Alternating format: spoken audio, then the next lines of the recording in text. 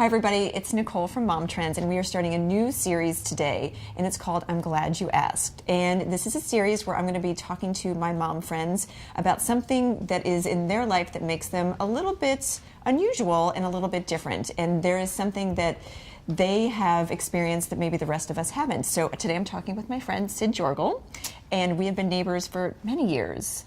For about 6-7 years, I think. And I've always, Sid's been a great neighbor, super friendly. She's the type of person who lends me a mixer when I need them to bake Christmas cookies. And her boys are a little bit older than mine, and one of them has autism, which is why we're here today.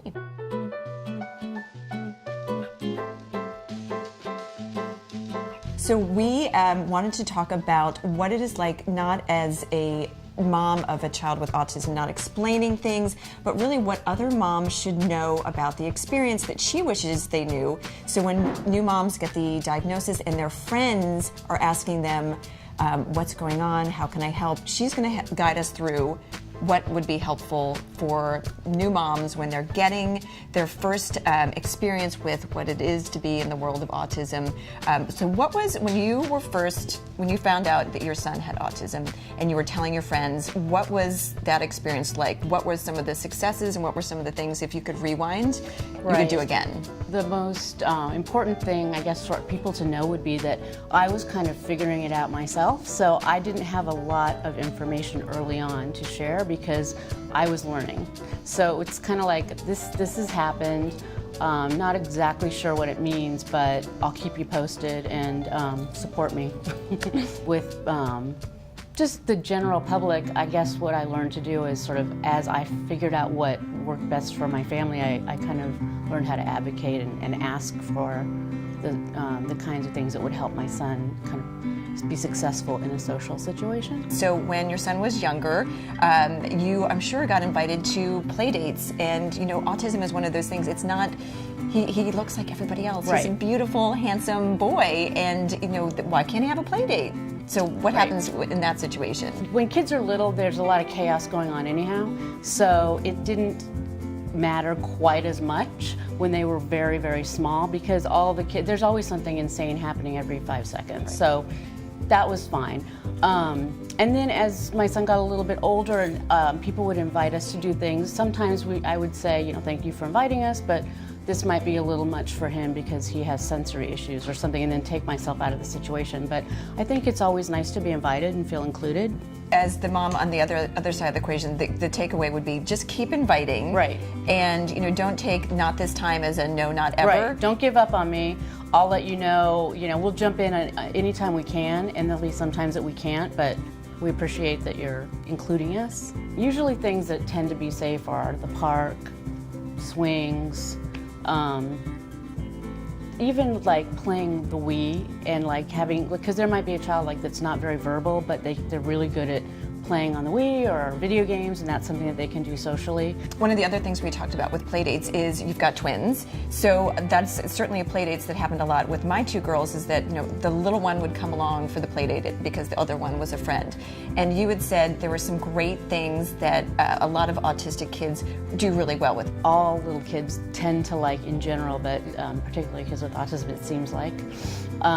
Maybe like trains and motorized vehicles and cause and effect type toys, things that spin and, you know, like I put this in and this comes out, that kind of thing, tend to attract kids a lot. Also, any technology type thing is pretty good.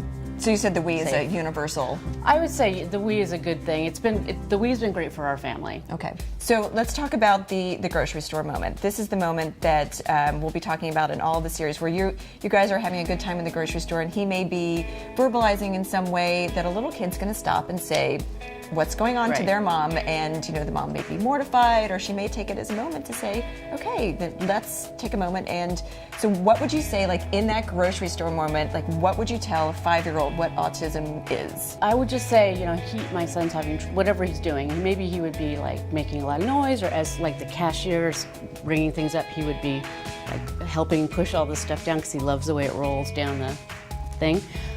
So I would just say he has trouble speaking, and he loves this mechanical stuff, and his way of expressing himself is sometimes to make noises and flap his hands, but he's just having fun. Okay. And they would say, oh, how come? And I might say, well, that he has what's called autism, and that's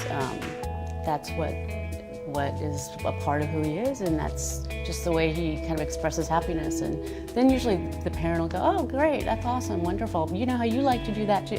Usually there's always some kind of common segue where kids get it. Kids are very easy to explain this to. Right. They tend to just be like, oh, okay, they go with the flow. Yep. And they're usually asking about something super specific. Yeah. They're not looking for the whole breadth explanation. Right. Like they might say, like, why isn't he talking?